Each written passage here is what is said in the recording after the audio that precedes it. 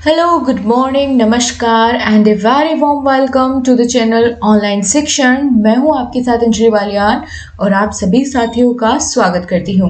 So my dear friends, आज की ये वीडियो होने वाली है अति लघु प्रश्नों की मैराथन का पार्ट 2। इससे पहले पार्ट में हमने 100 क्वेश्चंस को कवर कर लिया था और जितने भी बचे हुए हैं 100 से ज़्यादा ही है, उनको हम आज की इस क्लास में कवर कर लेंगे। तो ये आपका आरंभिक स्तर पर भाषा अति लघु प्रश्नों का इस सब्जेक्ट के ये पार्ट 2 है। पहला नहीं देखा है तो जरूर से देख लेना। मैराथन की प्लेलिस्ट का लिंक मैंने नीचे टेलीग्राम ग्रुप का भी और मैराथन का भी मैंने लिंक पिन कर दिया है कमेंट बॉक्स में, आप वहां से जाकर के देख सकते हैं। तो चलिए दोस्तों, बिना किसी देरी के सारे इंपॉर्टेंट अति लघु क्वेश्चंस को कवर कर लेंगे ताकि कोई भी क्वेश्चन आपको ये ना लगे पेपर में बैठ के कि ये तो पता नहीं कहाँ से पूछ लिया। तो हम हर एक उस चीज को कवर कर रहे हैं जो भी आपके एग्जाम में आ सकती है। चलिए फिर शुरू करते हैं बिना किसी देरी किए। सो गाइज, लास्ट क्लास में हमने इन 100 क्वेश्चन को कवर कर लिया था। अब इससे आगे बढ़ाएंगे अपनी क्लास को, यानी 101वां क्वेश्चन आपके सामने है और बहुत अच्छा क्वेश्चन है। पूछा गया है मुहावरा और लोकोक्ति में अंतर बताइए। बहुत सारे ऐसे छात्र होते हैं जो इन दोनों को एक ही समझते हैं, लेकिन ऐसी गलती आपको नहीं करनी है। मुहावरा और लोकोक्ति दोनों अलग अलग है। दोनों में क्या अंतर है, चलिए देख लेते हैं।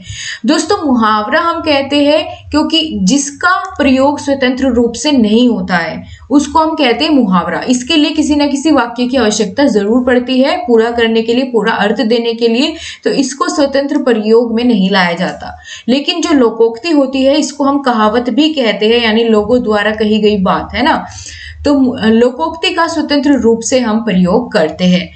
अब बात करें मुहावरा क्या है। मुहावरा वाक्यांश है, यानी वाक्य का एक अंश होता है ना। इसीलिए तो मैंने कहा कि इसके लिए किसी न किसी वाक्य की जरूरत पड़ेगी। अकेला ही अपना अर्थ जो है पूरी तरह से नहीं दे सकता। तो ये मुहावरा क्या होता है, वाक्यांश होता है, यानी वाक्य का अंश होता है। लेकिन कहावत अपने आप में एक वाक्य है। समझ में आई बात? अच्छा, मुहावरा और लोकोक्ति का एक एक जरा एग्जाम्पल दे पाओगे क्या? जल्दी से बताओ। देखो, आपको एक एक करके मैं उदाहरण बता देती हूँ 2-3, ताकि आप लिख पाए, है ना। अब सबसे पहले लोकोक्ति का उदाहरण देखते हैं। जैसे कहते हैं ना, अंत भला तो सब भला, है ना। ये क्या है, अपने आप में एक लोकोक्ति है। क्या इसके लिए किसी वाक्य का प्रयोग करने की जरूरत पड़ी? नहीं ना। हमें अपने आप समझ में आ गया कि अंत भला तो सब भला, यानी अंत में सब कुछ, अगर अंत सब ठीक ठाक हो गया है ना, अंत में हमारा कार्य पूरा हो गया है तो क्या होता है, अंत में सुख मिलता है ना। या फिर उसका अगर अंत भला है तो कह दो कि पूरा का पूरा जो हमने कार्य किया है वो अपने आप में सक्सेस हुआ, है ना, वो भी भला। लेकिन जब मुहावरे की बात करते हैं, अब मुहावरे के उदाहरण में हम क्या बता सकते हैं, जैसे यह बच्चा मेरी आंखों का तारा है ना। तो आंखों का तारा होना, ये क्या है, इसके लिए, इसको कहने के लिए आंखों का तारा होना हमें मुहावरे की जरूरत पड़ेगी, एक सेंटेंस की जरूरत पड़ती है, एक वाक्य की जरूरत पड़ती है, तभी ये इस अपना मीनिंग पूरा दे पाता है कि किसकी बात चल रही है, किसको कह रहे हैं आंखों का तारा, है ना। या फिर यह है भी बोल सकते हैं कि खून का प्यासा होना, वह तो मेरे खून का प्यासा है, वह तो मेरे खून का प्यासा है, ठीक है, खून का प्यासा है। तो ये अपने आप में देखो, खून का प्यासा ये क्या है, मुहावरा है। लेकिन खाली आप बोल दो खून का प्यासा तो समझ नहीं आएगा ना किसकी बात चल रही है। इसमें हमें पूरे वाक्य की जरूरत पड़ती है और ये वाक्य का एक अंश की तरह काम करता है। तो ये उदाहरण मैंने कुछ आपको बता दिए। आपको जो भी उदाहरण इसका पता है वो आप जरूर कमेंट बॉक्स में बताइएगा। नेक्स्ट क्वेश्चन है, संज्ञा किसे कहते हैं? उदाहरण से ही तो आपको बताना है। तो बहुत अच्छा सा सवाल पूछा है कि किसी व्यक्ति, वस्तु, स्थान तथा गुण दोष का बोध कराने वाले सभी शब्दों को हम संज्ञा कहते हैं, है ना, या नाम को हम संज्ञा कहते हैं। उदाहरण के लिए जैसे राम, राजन, पुस्तक, महाराजगंज, दिल्ली, मुंबई, आगरा, कुछ भी आप बोल सकते हैं इत्यादि। ये सभी उदाहरण हो जाएंगे संज्ञा के, ठीक है। नेक्स्ट है, संज्ञा के भेद बताइए। तो संज्ञा के कितने भेद होते हैं और कौन कौन से होते हैं, चलिए देख लेते हैं। संज्ञा के मुख्य रूप से 5 भेद होते हैं, जिनमें क्या क्या आ जाएगा, व्यक्तिवाचक संज्ञा, जातिवाचक संज्ञा, भाववाचक संज्ञा, समूहवाचक संज्ञा और द्रव्यवाचक संज्ञा, ठीक है। तो ये संज्ञा के भेद होते हैं। आगे पूछा गया है आपसे, सर्वनाम किसे कहते हैं? उदाहरण देकर के बताना है। तो सर्वनाम की परिभाषा और फिर उदाहरण आपको इसमें पूछा गया है। क्या होता है सर्वनाम? तो संज्ञा के स्थान पर प्रयुक्त होने वाले शब्दों को हम सर्वनाम कहते हैं, सर्वनाम कहते हैं। जैसे मैं, हम, तुम, यह, वह, है ना, कौन, इत्यादि, ये सब के सब क्या है? सर्वनाम है। जो भी शब्दों का प्रयोग हम संज्ञा के स्थान पर या किसी नाम के स्थान पर करते हैं वे सभी सर्वनाम कहलाते हैं। अब यहाँ पूछा है आपसे सर्वनाम के भेद बताइए। तो सर्वनाम के भेद कौन कौन से होते हैं, चलिए देखते हैं। पहले है यहाँ पर पुरुषवाचक सर्वनाम, निश्चयवाचक सर्वनाम, अनिश्चयवाचक सर्वनाम, प्रश्नवाचक सर्वनाम, संबंधवाचक सर्वनाम और निजवाचक सर्वनाम। तो सर्वनाम के कितने भेद हुए? 6 भेद होते हैं। कौन कौन से आपने देख लिया? पुरुषवाचक, निश्चयवाचक, अनिश्चयवाचक, प्रश्नवाचक, संबंधवाचक और निजवाचक सर्वनाम। विशेषण किसे कहते हैं? उदाहरण सहित आपको बताना है। उदाहरण कहा हो, उन्होंने पूछा हो, नहीं पूछा हो, आपको बताना जरूर है। तो चलिए, जो शब्द संज्ञा अथवा सर्वनाम की विशेषता बताते हैं उन्हें ही हम विशेषण कहते हैं। जैसे सेब खट्टा है, तो खट्टे ने किसकी विशेषता बताई? सेब की। तो इसमें खट्टा क्या हो गया? ये एक विशेषण शब्द हो गया। और जिसकी विशेषता बताई जाती है ना, उसको हम विशेष्य कहते हैं। क्या कहते हैं? विशेष्य कहते हैं, जिसकी विशेषता बताई जाती है। और जो विशेषता बताने वाला शब्द होता है उसको विशेषण कहते हैं। जैसे चतुर बिल्ली, तो बिल्ली कैसी है? चतुर है। चतुर ने बिल्ली की क्या बताई? विशेषता बताई, तो चतुर इसमें क्या हो जाएगा? विशेषण हो जाएगा। आगे चलते हैं दोस्तों, विशेषण के भेद यहाँ पर आपसे पूछे गए हैं। तो चलिए देख लेते हैं। पहला तो है गुणवाचक विशेषण, संख्यावाचक विशेषण, परिमाणवाचक विशेषण और संकेतवाचक विशेषण। ये 4 प्रकार होते हैं मुख्य रूप से विशेषण के। नेक्स्ट क्वेश्चन है, क्रिया किसे कहते हैं? उदाहरण सहित बताइए। तो क्रिया, वर्ब किसे कहेंगे? भाई जिसमें किसी कार्य का होना या अथवा करने का बोध हो, उसी को हम क्या कहते हैं? क्रिया कहते हैं। किसी कार्य के होने या करने का बोध जहां होता है वहां क्या होती है? क्रिया होती है। जैसे उदाहरण के लिए रोहित पुस्तक पढ़ा, है ना, रोहित पुस्तक पढ़ा, तो क्या काम हो रहा है? पढ़ने का काम हो रहा है। तो पढ़ा यहाँ क्या है? ये क्रिया का मूल रूप है ना, यानी मूल धातु होती है। जैसे हम अगर कहे खेलना, ठीक है, खेलना, खेलना क्या है? क्रिया है। लेकिन अगर इसका मूल रूप अगर आपसे पूछ ले, यानी किस शब्द से बना है खेलना, क्रिया, तो ये खेल से बना है। खेल इसका क्या है? मूल रूप है। ऐसे ही यहाँ बताया गया है कि लिखना, पढ़ना, सोना, खाना, जाना में लिख, पढ़, सो, खा, जा, ये सब क्या होते हैं? इनमें ये सब होते हैं मूल रूप क्रिया के। ठीक है, मूल धातु भी इसे कई बार हम बोलते हैं धातु। ठीक है, मूल धातु। तो ये अगर आपसे पूछ लिया जाए तो समझ जाना कि अगर धातु पूछी है शब्द की कौन सी धातु है या मूल धातु कौन सी है, तो आपको वो शब्द किससे बना है स्पेशली वो यहाँ पर बताना होता है। क्रिया के कितने भेद होते हैं? तो जाहिर सी बात है 2 भेद होते हैं, है ना। कौन कौन से? हिंदी में दो प्रकार होते हैं क्रिया के, सकर्मक और अकर्मक। पठन तथा वाचन में क्या अंतर होता है? देखो, पठन और वाचन में अंतर समझ लो, ये क्वेश्चन आ चुका है पहले भी। पठन का अभिप्राय होता है सस्वर या मौन पठन, लेकिन तथा दोनों का प्रयोजन है अर्थ ग्रहण करना। ठीक है, दोनों का प्रयोजन क्या है? अर्थ ग्रहण करना। हम पठन में भी अर्थ समझते हैं और वाचन में भी जो भी लिखा गया है उसका अर्थ समझते हैं। लेकिन पठन में हम क्या करते हैं? या तो सस्वर पठन करेंगे या मौन करेंगे।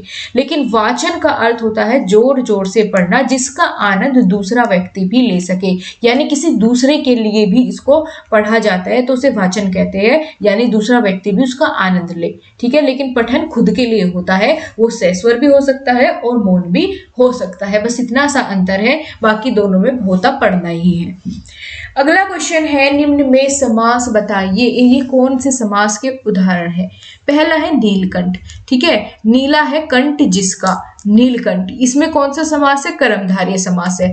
लेकिन देखो, अगर ऐसे वेरी शॉर्ट में दिया गया है तो आप कर्मधारय बिल्कुल लिखिए, है ना। बहुवीरी भी इसमें हो जाएगा नीलकंठ में, क्योंकि भगवान शिव को हम कहते हैं ना, तो जो अन्य अर्थ देता है वे सब बहुवीरी में आ जाते हैं। जैसे पंचानन, 5 है आनंद जिसके, है ना, जैसे ब्रह्मा, तो ये बहुवीरी हो जाएगा। दशानंदस है आनंद जिसके अर्थात रावण, ये भी बहुवीरी हो जाएगा। नवग्रह, 9 ग्रहों का समूह, क्योंकि इसमें 9 संख्या आई है तो संख्यावाचक जितने भी होंगे वे द्विगु में आ जाएंगे। और चतुर्भुज 4 भुजाएं हैं जिसकी, है ना, बहुवीरी।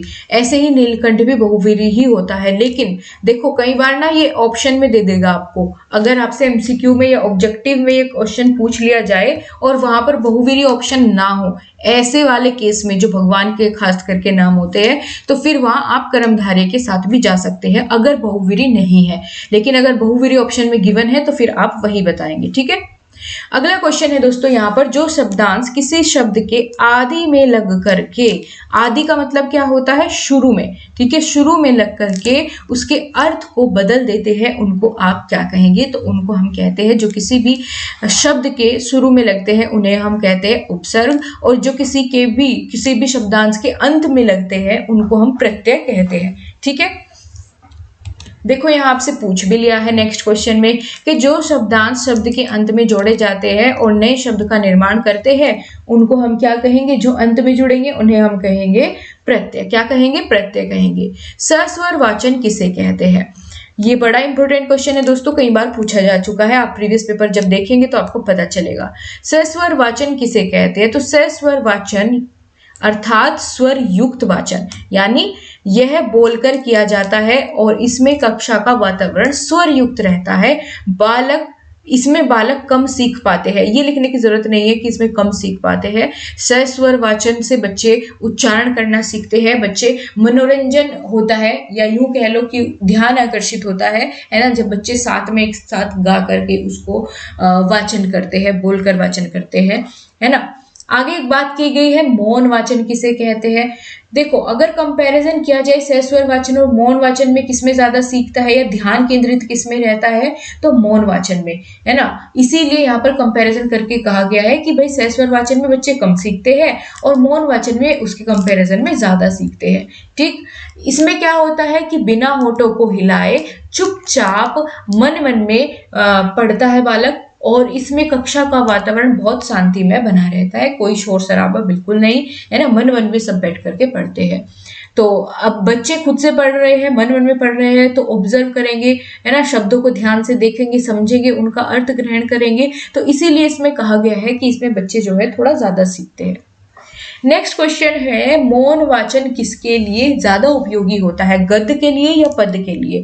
तो देखो बहुत अच्छा क्वेश्चन है, यहाँ पर समझने वाली बात है कि पद के लिए मौन वाचन अच्छा नहीं होता, इसके लिए सस्वर वाचन ही उपयुक्त रहता है। क्यों?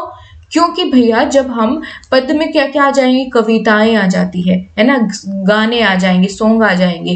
भाई अगर आप कविता को नॉर्मली ऐसे पढ़ोगे मन मन में बिना गाए, तो क्या वो अपना सही से अर्थ प्रकट कर पाएगी? नहीं। और कविताएं होती ही मनोरंजन के लिए है ना, इंजॉय करने के लिए होती है, तो उसको सस्वर ही हम उसका वाचन करना चाहिए, ठीक है। तो ये पद्यांश में आ जाती है जितनी भी गाने वाली हमारी कलाएं होती है।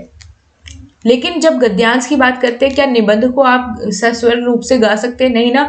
तो ये इन सब के लिए, निबंध हो गया, कहानी हो गया, इनके लिए मौन वाचन जो है वो उपयुक्त रहता है या उपयोगी रहता है।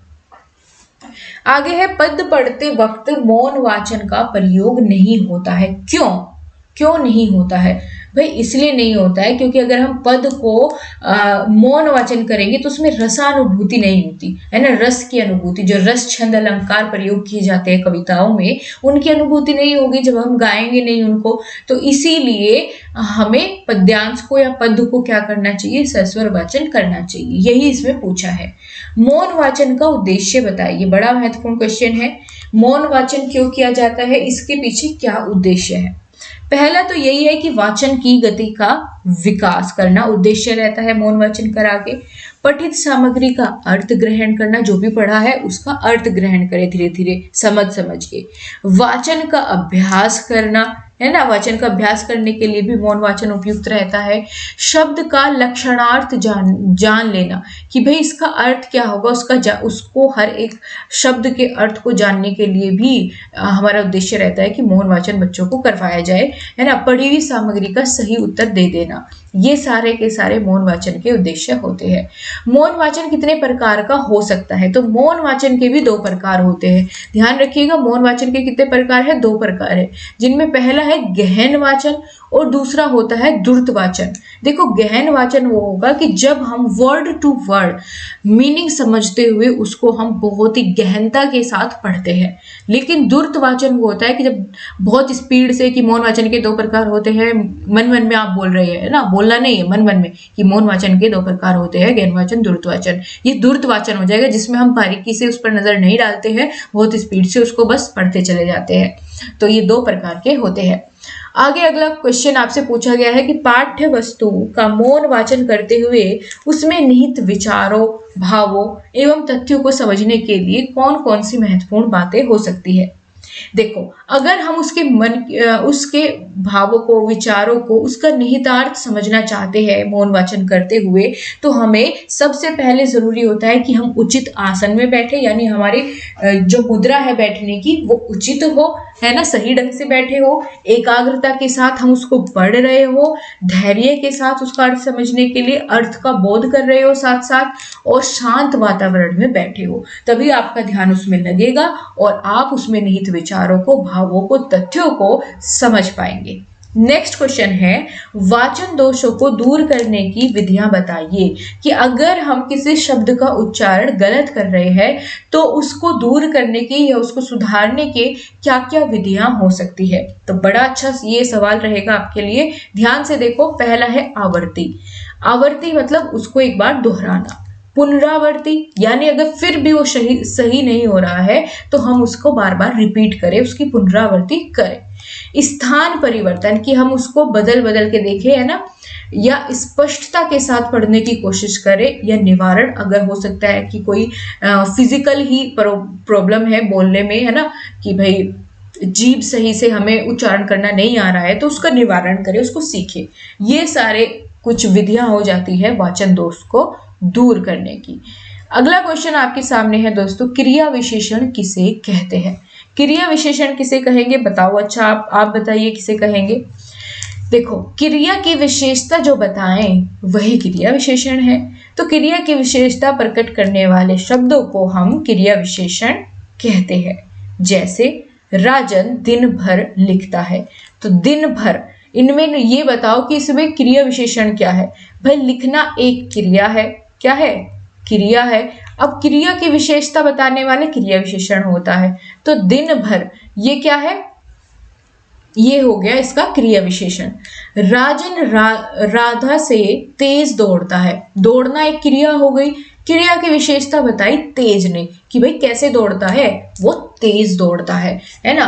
विशेषता बताने का अर्थ यानी उसके बारे में, क्रिया के बारे में और ज्यादा डिटेल में जो जानकारी देता है वो क्रिया विशेषण देता है। याद रहेगा, जिसको हम इंग्लिश में एडवर्ब भी बोलते हैं। अगला सवाल है, वचन किसे कहते हैं?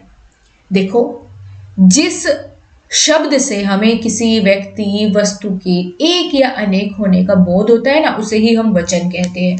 तो यहाँ बताया गया है हिंदी व्याकरण में, जिस शब्द से किसी वस्तु के एक या अनेक होने का ज्ञान हो उसे ही हम वचन कहते हैं। अगर आपसे खाली वचन पूछा जाए तो आप इसके साथ साथ उदाहरण भी दीजिएगा और बताइएगा कि वचन 2 प्रकार के होते हैं, एक वचन और बहुवचन। ठीक है, अगले क्वेश्चन में ये प्रकार ही पूछ लिए गए हैं आपसे कि वचन के कितने प्रकार होते हैं। तो 2 प्रकार अभी हमने बात की, एक वचन और बहुवचन। एक वचन कौन सा होगा? जिसमें शब्द के जिस रूप में एक वस्तु या एक व्यक्ति होने का बोध हो उसे हम एक वचन कहते हैं। जैसे लड़का, औरत, मोर, बाघ इत्यादि, है ना, कुत्ता, घोड़ा।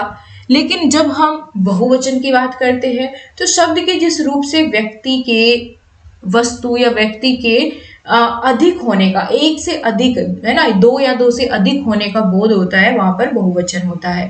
देखो, शब्द के जिस रूप से बहुत से व्यक्ति अथवा बहुत सी वस्तुओं का बोध हो वहां पर क्या आ जाएगा? बहुवचन आ जाएगा। जैसे घोड़ा का क्या हो गया? घोड़े, है ना, कुत्ता का क्या हो गया? कुत्ते, बालक का क्या हो गया? बालकों। ठीक है, इस तरीके से ये 2 वचन होते हैं या 2 प्रकार होते हैं। नेक्स्ट क्वेश्चन है, उच्चारण में लगने वाले समय के आधार पर स्वरों को हम कितने भागों में बांट सकते हैं? है ना। स्वरों को पूछा है दोस्तों, यहाँ पर आंसर गलत लिखा हुआ है क्योंकि स्वर पूछा है, ये तो यहाँ पर व्यंजन बता दिया इन्होंने।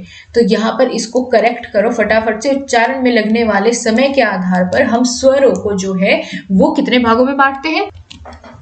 3 भेद होते हैं। देखो, उच्चारण में लगने वाले समय, है ना, या मात्रा के आधार पर स्वरों के 3 भेद होते हैं। कौन कौन से? पहला है ह्रस्व स्वर, ठीक है, ह्रस्व स्वर।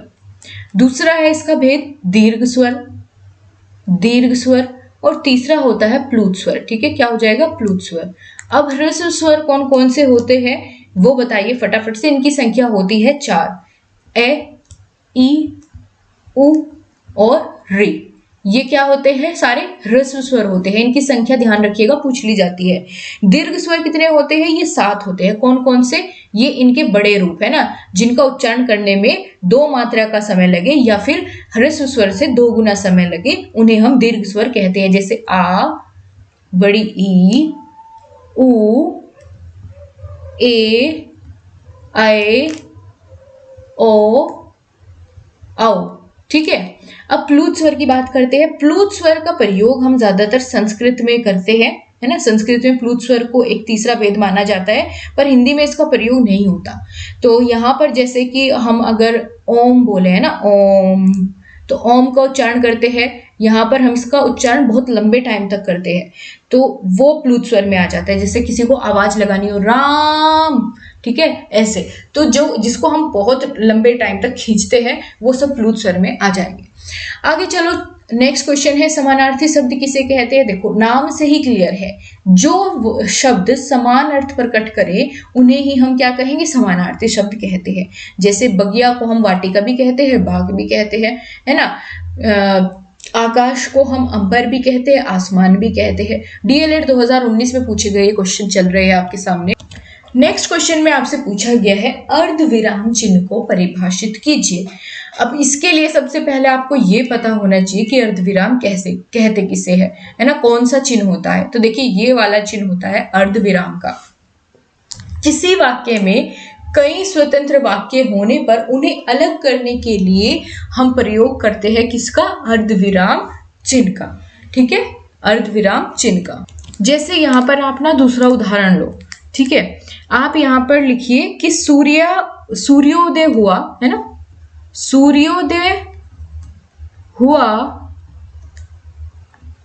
और अंधकार दूर हो गया। क्या हो गया? अंधकार दूर हो गया, अंधकार दूर हो गया। तो यहां पर आपने देखा कि एक उपवाक्य है ना, और इसको दूसरे वाक्य से जोड़ा गया है कि सूर्योदय हुआ और अंधकार दूर हो गया। तो ऐसे स्थानों पर हम प्रयोग करते हैं किसका? अर्धविराम चिन्ह का, ठीक है। चलिए आगे बढ़ जाते हैं नेक्स्ट क्वेश्चन में। रविंद्रनाथ ने शांति निकेतन की स्थापना की। इस वाक्य को कर्म वाच्य में परिवर्तित आपको करना है। ये एक आपको वाक्य दिया गया है साधारण, इसको आपको कर्म वाच्य में परिवर्तित करना है। तो कैसे कहेंगे? देखिए, कर्म वाच्य में परिवर्तन करने के लिए द्वारा शब्द का हम प्रयोग करते हैं, है ना, कि रविंद्रनाथ द्वारा शांति निकेतन की स्थापना हुई। अगला क्वेश्चन है मूर्धन्य वर्ण कौन से होते हैं? मूर्धन्य वर्ण जैसे ट, ठ, ड, है ना, जिनका उच्चारण स्थान क्या होता है? मूर्धा होता है ना। ट वर्ग में जितने भी वर्ण आते हैं पांचों, वे सारे के सारे मूर्धन्य वर्ण कहलाते हैं, या मूर्धा उनका उच्चारण स्थान होता है। अब मूर्धा कहते किसे है? चलो वो समझ लो एक बार। इनका उच्चारण स्थान में जीभ तालु का जो कठोर हिस्सा होता है उसको छूती है। जैसे ट बोलेंगे ट, तो आपकी जीवा के ऊपर, आपकी जीभ के ऊपर जो हिस्सा रहता है आपके मुंह के अंदर, है ना, वो कठोर हिस्सा दांतों के पीछे वाला, ठीक है, ट, ठ, ड, ढ बोल के देखो, आपकी जीभ जिसको छुएगी उसी को बोलते हैं मूर्धा, है ना। तो ये जितने भी वर्ण यहाँ पर उच्चारण होने से निकलते हैं उनको मूर्धन्य वर्ण हम कहते हैं। समझ में आई बात? नेक्स्ट क्वेश्चन है दीर्घ स्वर किसे कहते हैं? तो जिन स्वरों के उच्चारण में ह्रस्व स्वर से 2 गुना समय लगता है, या यूं कह लो 2 मात्रा का समय लगता है, उन्हें हम दीर्घ स्वर कहते हैं। दीर्घ स्वर की संख्या कितनी है? तो फटाफट बताओ। 7 होती है। लिख दो एक बार, इसमें सारे नहीं लिखे हुए हैं, आप बता दो कौन कौन से होते हैं दीर्घ स्वर। नेक्स्ट क्वेश्चन में आपसे पूछा गया है योजक चिन्ह लगाते हुए 2 उदाहरण आपको लिखने हैं, है ना, योजक चिन्ह। आपको पता है योजक चिन्ह का प्रयोग हम कहाँ करते हैं, जहां पर हमें विपरीत अर्थ देने वाले या विलोम लिखने हो, जैसे जय का पराजय हो गया, लाभ का हो गया हानि। ठीक है, आगे बढ़े। नेक्स्ट क्वेश्चन आपके सामने आ जाता है, संख्या 636 में 6 के स्थानीय मान का अंतर ज्ञात करना है। देखो यहाँ पर 6 दो बार आया है और इन दोनों का स्थानीय मान क्या होगा। सबसे पहले तो देखो यहाँ 6 इकाई के स्थान पर है, तो यानी 6 एज इट इज आ जाएगा। या दूसरे वाला 6 कहाँ स्थित है, ये जो है सैकड़ा के स्थान पर, तो इसमें 100 की गुणा करेंगे तो कितना हो जाएगा, 600 हो जाएगा। तो पहले वाले 6 का मान 600 हो गया और दूसरे वाले का क्या है, 6 है, तो इसको इसमें से माइनस करेंगे तो जल्दी से बता दो इनके मान का अंतर क्या हो जाएगा। जब आप 10 में से 6 घटाओगे तो यहाँ 4 आ जाएगा, यहाँ 9 आ जाएगा, यहाँ 5 आ जाएगा, तो 594 इसका सही जवाब हो जाएगा। ठीक है, क्लियर है। यहाँ पर पूरा इसको कैलकुलेट करके नहीं दिया गया था, मैंने आपको बता दिया कैसे करना है। अगला क्वेश्चन है, 48 सेब 4 बच्चों में बांटे गए, है ना। तो कुल कितने सेब थे, 48। कुल सेब कितने थे, 48 थे। कितने बच्चों में बांटना है इनको, 4 बच्चों में बांटना है। तो 48 को जब हम 4 से भाग देंगे तो कितना बच जाएगा, 12 बच जाएगा। तो यानी एक बच्चे को हम कितने सेब देंगे, एक बच्चे को 12 सेब देंगे। इस तरीके से हम 4 बच्चों को जब 12-12 सेब बांटेंगे तो 48 सेब इक्वली विभाजित हो जाएंगे। नेक्स्ट क्वेश्चन है, निम्नलिखित को अवरोही क्रम में लिखिए। अवरोही क्रम यानी घटते क्रम में, कौन से, घटते क्रम में, या जिसको हम बोलते हैं डिक्रीजिंग ऑर्डर। ठीक है, डिक्रीजिंग ऑर्डर। तो देखो यहाँ पर संख्या दी गई है, अब घटते क्रम में लिखना है, अवरोही क्रम में लिखना है। देखो यहाँ आरोही लिखा हुआ है। ये सीरीज वाले भी ना इतनी गलतियां करते हैं ना कि अगर इससे देख के चलोगे आप तो बहुत सारे क्वेश्चन गलत करके आओगे, आसान आसान। अवरोही लिखा है तो यानी घटते क्रम में, आरोही होता तब बढ़ते क्रम में करना था। तो सबसे बड़ी संख्या सबसे पहले लिखते हैं घटते क्रम में लिखने के लिए 9, उसके बाद आएगा 8, फिर आएगा 7, ठीक है, फिर इससे छोटी क्या है, 6 है, फिर है 5, फिर आ जाएगा आपका 3। आई होप सारी संख्याएं आ गई है। तो ये हो गया हमारा घटता क्रम। अगर इसे बढ़ते क्रम में लिखना होता तो पहले 3 आता, फिर 5, फिर 6, फिर 7, फिर 8, फिर 9। ठीक है, ये बड़ा आसान सा सवाल था। आई होप आप सभी इन दोनों के बीच में, अवरोही और आरोही क्रम के बीच में अंतर समझते होंगे। तो दोस्तों यही तक थी हमारी आज की क्लास, क्योंकि इसमें 134 ही क्वेश्चन थे, हमने सारे कवर कर लिए हैं। और कल से हम फिर इसके लघु प्रश्नों को सोल्व करेंगे, जो शॉर्ट क्वेश्चन होते हैं 2 नंबर वाले। तो यहां से आगे हम कल की क्लास में कवर करेंगे। अगर आपने इससे पहली क्लास नहीं देखी है तो जरूर देख लेना और वीडियो को लाइक शेयर सब्सक्राइब करना बिल्कुल नहीं भूलिएगा। मिलते हैं आपसे नेक्स्ट क्लास में, तब तक के लिए नमस्कार।